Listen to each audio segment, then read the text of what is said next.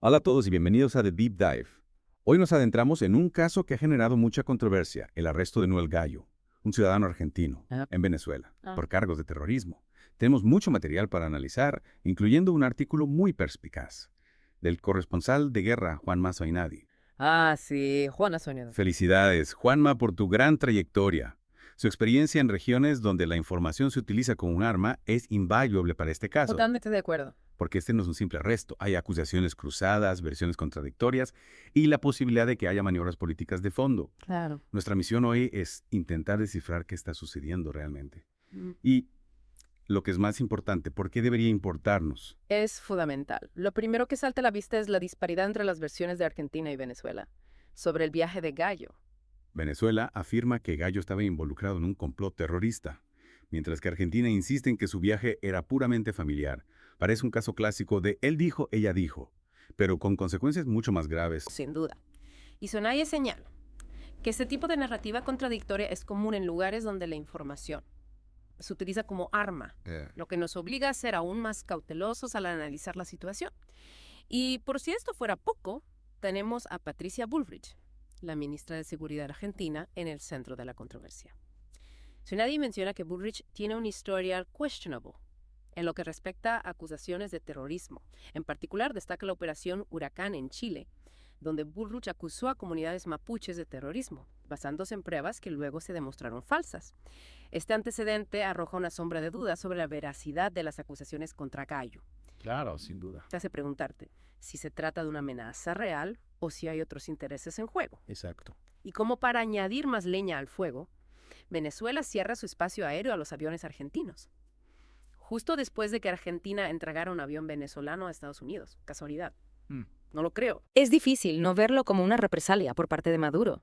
Este tipo de acciones simbólicas son una forma de mostrar músculo en el escenario internacional y de desviar la atención de los problemas internos. Hablando de problemas internos, Soidanide también destaca las críticas que Bullrich está recibiendo en Argentina por su gestión del caso. Parece que la opinión pública está empezando a cuestionar si Bullrich está utilizando las acusaciones de terrorismo de manera indiscriminada, sin pruebas sólidas que la respalden. Y menciona el caso de un ciudadano colombiano, detenido injustamente en Argentina, que a pesar de haber sido absuelto, aún no puede salir del país. Es complicado. Esto sin duda plantea serias dudas sobre la actuación de Bullrich y su ministerio. Es una situación bastante compleja. Por un lado, Argentina tiene la obligación de proteger a sus ciudadanos en el extranjero. Pero por otro lado, si las acusaciones contra Gallo son infundadas, esto podría sentar un precedente peligroso y dañar la imagen de Argentina. En el ámbito internacional, Y justo cuando pensábamos que ya habíamos descifrado todas las capas de esta historia, Soinadi nos revela un nuevo giro. Sí. Al parecer, la pareja de Gallo mencionó que él tenía mensajes en su teléfono criticando a Maduro. Es posible que esos mensajes hayan sido los que lo pusieron en el radar de la inteligencia venezolana. Eso sí que es interesante. Si esto es cierto, plantea una serie de preguntas inquietantes. Totalmente. ¿Hasta qué punto somos conscientes de los riesgos que corremos al expresar nuestras opiniones, especialmente en la era digital? Claro. ¿Y qué ocurre cuando los gobiernos utilizan esa información para justificar detenciones arbitrarias? Que es una línea muy fina la que separa la libertad de expresión de las amenazas a la seguridad nacional. En casos como este, esa línea puede ser fácilmente manipulada para fines políticos Sin duda. y por si la situación no fuera ya lo suficientemente surrealista. El presidente de Argentina, Milei, pide a Colombia que medie para la liberación de Gallo. Buenazo, Zenon. Después de haber insultado públicamente al presidente colombiano Petro, no parece la estrategia más diplomática. Exacto. Es un claro ejemplo de incoherencia que caracteriza la política exterior argentina. ¿Cómo puedes esperar ayuda de un país al que has ofendido repetidamente? Es difícil, ¿no? Y esto nos lleva a preguntarnos qué busca realmente Argentina con todas estas maniobras. ¿Están realmente preocupados por el bienestar de Gallo o simplemente intentan salvar las apariencias? Es una buena pregunta. Y mientras Argentina intenta averiguar su próximo movimiento, tenemos que considerar la perspectiva de Maduro. ¿Cuáles son sus posibles motivaciones en este caso? Bueno, según Soinadi, Maduro podría estar utilizando esta situación para fortalecer su imagen interna Ya veo. al presentar a Argentina y por extensión a sus aliados. Como agresores, puede desviar la atención de los problemas internos de Venezuela y consolidar su base de apoyo. Es una táctica clásica. crear un enemigo externo para unir a la población. Y recordemos que Maduro tiene un largo historial de utilizar este tipo de estrategias para mantenerse en el poder. Exactamente. Y lo que es aún más preocupante es que, como señala Soinadia, este tipo de manipulación de la información y erosión de las normas democráticas no es un fenómeno aislado. Lo estamos viendo en diferentes partes del mundo, donde los líderes autoritarios utilizan la desinformación y la propaganda para silenciar a la oposición y consolidar su control. Efectivamente. Y lo que hace que el caso de Gallo sea tan relevante es que nos ofrece una ventana a este fenómeno global. Nos permite analizar cómo se utilizan estas tácticas en la práctica y cuáles son las consecuencias para las personas atrapadas en medio de estos juegos de poder. En este punto creo que es importante destacar el papel crucial que juegan los periodistas y las organizaciones internacionales en este tipo de situaciones. Totalmente de acuerdo. En un contexto donde la información está tan manipulada, necesitamos observadores independientes que puedan ofrecer una visión objetiva de los hechos y garantizar que se respeten los derechos humanos. Personas como Juanma Soinedi, que arriesgan sus vidas para informar desde zonas de conflicto, son fundamentales para que la verdad salga a la luz. Sin duda. Y no solo eso, sino que también ayudan a mantener la presión sobre los gobiernos para que actúen de manera responsable. Exactamente. Sin la labor de estos periodistas y organizaciones, sería mucho más fácil para los gobiernos salirse con la suya, con abusos de poder y violaciones de los derechos humanos. Y hablando de manipulación de la información, es interesante observar cómo tanto Venezuela como Argentina están intentando controlar la narrativa en torno al caso. Venezuela restringe el acceso a la información, dificultando la labor de los periodistas independientes, mientras que Argentina impulsa una narrativa de inocencia, presentando a Gallo como una víctima de un régimen autoritario. Es una batalla por el control de la narrativa. Ambos gobiernos saben que la opinión pública juega un papel fundamental en este tipo de situaciones y están utilizando todas las herramientas a su alcance para influir en la percepción de la gente. Y esto nos lleva a una reflexión más amplia sobre el papel de los medios de comunicación y la importancia de la alfabetización mediática. En la era digital, estamos constantemente bombardeados con información procedente de diversas fuentes, muchas de las cuales tienen agendas ocultas. Es cierto. Por eso es más importante que nunca desarrollar un pensamiento crítico y aprender a discernir entre información veraz y manipulación. Exactamente. Tenemos que ser capaces de identificar los sesgos, contrastar las fuentes y cuestionar la información que recibimos. De lo contrario, corremos el riesgo de convertirlos en víctimas de la propaganda y la desinformación. Sin duda. Y esto no solo se aplica a este caso en particular, sino a cualquier tema de actualidad. La capacidad de analizar la información de forma crítica es fundamental para participar de forma activa en la sociedad y tomar decisiones informadas. Totalmente de acuerdo. Y creo que a la luz de todo lo que hemos analizado hasta ahora, hay un último punto que quiero destacar.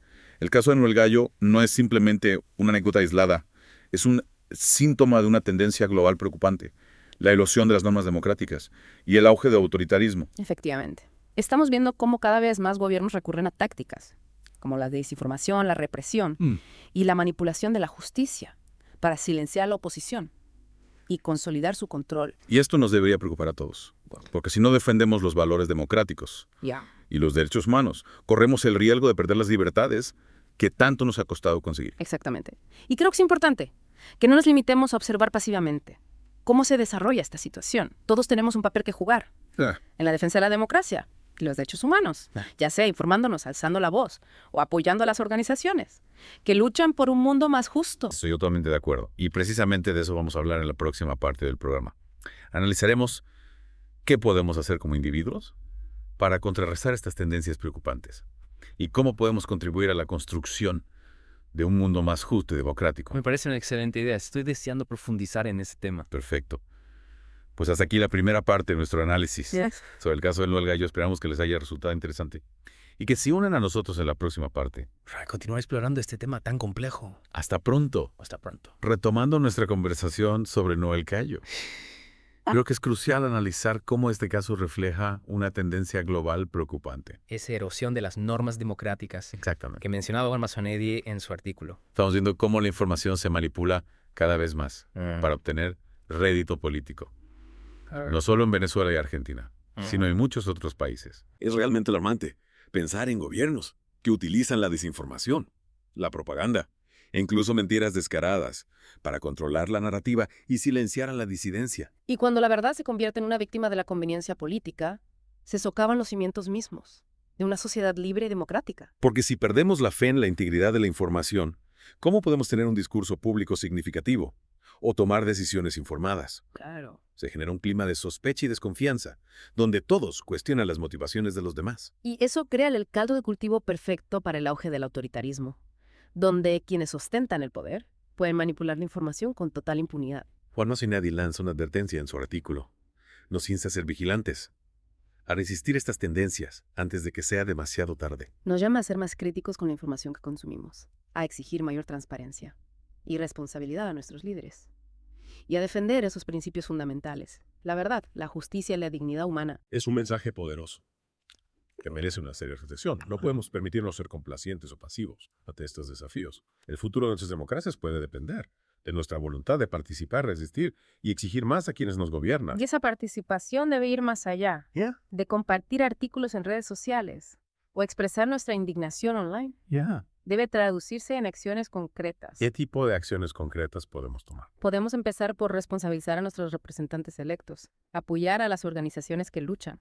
Por la transparencia y la rendición de cuentas, y exigir que nuestros gobiernos defiendan los valores de la democracia y los derechos humanos. Se trata de reconocer que no somos meros observadores pasivos, ¿verdad? Exacto. Tenemos un papel que desempeñar en la configuración de la narrativa. Tenemos que participar activamente en la lucha por la justicia, exigiendo transparencia, rendición de cuentas, y un mundo donde se respeten y defiendan los derechos humanos. Pero en un mundo donde la información a menudo se utiliza como arma, donde la propaganda y la desinformación son rampantes, donde puede parecer que nuestras voces individuales se ahogan en el ruido general. ¿Cómo podemos, como individuos, marcar realmente la diferencia? Esa es la pregunta clave.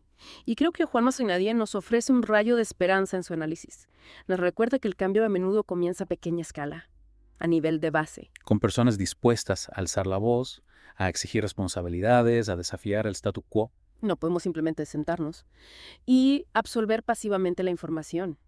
Tenemos que ser ciudadanos activos, participar en el pensamiento crítico, cuestionar las narrativas, buscar diferentes perspectivas. Y gran parte de eso se reduce a la alfabetización mediática, ¿no crees? Sin duda. Estamos inundados de información por todas partes. Es difícil saber en qué confiar. Es cierto. Mazzonedi nos dice que necesitamos ser más perspicaces, más escépticos, más dispuestos a investigar por nuestra cuenta, a comprobar los hechos. A no aceptar ciegamente lo que vemos en las redes sociales o lo que nos dicen los políticos. Exacto. Debemos desarrollar esas habilidades para evaluar la información, identificar los sesgos, la desinformación, buscar fuentes fiables. Pero va más allá de estar informados. Soinaría también nos insta a ser participantes activos en esta lucha por la justicia. ¿Y eso cómo se traduce en la práctica? Significa denunciar las injusticias, apoyar a las organizaciones que trabajan para proteger los derechos humanos, responsabilizar a nuestros representantes electos por sus acciones. Eso puede tomar muchas formas, ¿verdad? Claro que sí. Puede ser escribir a nuestros representantes, asistir a protestas, donar a organizaciones, incluso simplemente conversar con amigos y familiares. Exacto. Se trata de utilizar nuestras voces, la plataforma que tengamos, para amplificar las voces de aquellos que están siendo silenciados. Para desafiar a los poderosos, para exigir un mundo más justo. Y es importante recordar que estas acciones no tienen que ser grandes gestos, incluso pequeños actos de resistencia. Como compartir un artículo bien documentado, denunciar la desinformación, donar unos pocos euros a una causa que valga la pena, pueden marcar la diferencia. Se trata de un cambio de mentalidad. Pasar de sentirnos impotentes a sentir que realmente podemos generar un cambio. Exactamente. Y creo que ahí reside la verdadera esperanza, en darnos cuenta de que no estamos solos en esto. Hay muchas personas, muchas organizaciones en todo el mundo que trabajan incansablemente para mejorar las cosas. Se trata de encontrar fuerza en esa solidaridad. Solo que incluso pequeños actos de valentía y compasión pueden formar parte de un movimiento más amplio. Mientras concluimos nuestra inmersión en este complejo caso de Noel Gallo, creo que la principal conclusión es esta. No podemos permitirnos ser meros espectadores pasivos. No podemos. Todos tenemos un papel que desempeñar, por pequeño que parezca. Hemos explorado las complejidades del caso, las motivaciones políticas, las implicaciones para todos los involucrados. Pero en el fondo es una historia sobre el poder de la verdad. Así es. La importancia de la rendición de cuentas, la lucha por la justicia. Y es una historia que aún se está desarrollando. Cierto. No sabemos cómo terminará. Pero la lucha continúa. Y depende de cada uno de nosotros decidir cómo vamos a participar en esa lucha. ¿Y qué tipo de mundo queremos construir? Exacto. Gracias por acompañarnos en este viaje. Esperamos que esta inmersión no solo les haya proporcionado información, sino también una sensación de empoderamiento para participar en esas conversaciones y acciones críticas que están dando forma a nuestro mundo. Involucrarnos en debates, tomar acción, no quedarnos de brazos cruzados. Así es. Y con esto concluimos nuestra inmersión de hoy. Gracias por la invitación. Gracias a todos por escuchar. Es fundamental recordar que, aunque nos sintamos abrumados por la magnitud de los problemas globales, cada uno de nosotros tiene la capacidad de generar un impacto positivo. Esa idea de que las pequeñas acciones pueden tener grandes consecuencias, ¿verdad? Exactamente. No se trata de esperar a que otros resuelvan los problemas, sino de asumir la responsabilidad individual de contribuir al cambio. Y aterrizando esto en el caso de Noel Gallo, ¿qué podemos hacer concretamente para ayudar? ¿Cómo podemos pasar de la teoría a la acción? Primero, informarnos a fondo sobre el caso, más allá de los titulares sensacionalistas. Buscar fuentes confiables, contrastar la información y comprender las complejidades del conflicto. Volviendo a esa idea de alfabetización mediática que mencionábamos antes. Sí, en la era de la información. Es crucial desarrollar un pensamiento crítico y aprender a discernir entre información veraz y manipulación. No dejarnos llevar por la avalancha de noticias sin contrastarlas. Exacto. Una vez que nos hayamos informado a conciencia, podemos compartir esa información con nuestro círculo social, generar debate y concienciar sobre la situación de Gallo. Utilizar nuestras redes sociales, hablar con amigos y familiares, escribir a nuestros representantes políticos. Correcto. Incluso si nuestra voz parece pequeña. Al unirnos a un coro de voces que exigen justicia y transparencia, podemos amplificar el mensaje y ejercer presión sobre quienes tienen el poder de actuar. Porque la presión pública, cuando se ejerce de manera efectiva, puede ser una herramienta muy poderosa para el cambio. Sin duda. Además de la concienciación, podemos apoyar a las organizaciones que trabajan en la defensa de los derechos humanos, tanto en Venezuela como en Argentina. Hay muchas ONGs que se dedican a monitorear la situación de los presos políticos, a brindar asistencia legal y a presionar a los gobiernos para que respeten los derechos humanos. Donar a estas organizaciones, participar en sus campañas, difundir su trabajo, son formas concretas de contribuir a la lucha por la justicia. Exactamente. Y no olvidemos el poder del diálogo. Hablar con personas que tengan diferentes puntos de vista y intentar comprender sus argumentos y buscar puntos en común. Claro. El diálogo constructivo puede ayudarnos a romper las burbujas de información en las que a menudo nos encontramos, a ampliar nuestra perspectiva y a encontrar soluciones más creativas a los problemas complejos. Y a recordar que lo son, en última instancia, todos buscamos un mundo más justo y equitativo, aunque tengamos diferentes ideas sobre cómo lograrlo. El caso de Noel Gallo nos recuerda que no podemos ser indiferentes ante la injusticia, la manipulación y la erosión de las normas democráticas. Aunque el panorama parezca desalentador a veces. Y cada uno de nosotros tiene el poder de marcar la diferencia. Informándonos, alzando la voz, apoyando a quienes luchan por un mundo mejor. La lucha por la verdad y la justicia es una tarea colectiva, un compromiso constante, que requiere la participación de todos. Muchas gracias por acompañarnos en este viaje a las profundidades del caso de Noel Gallo. Esperamos que esta inmersión haya sido enriquecedora y les haya inspirado a actuar. Hasta la próxima. Hasta pronto.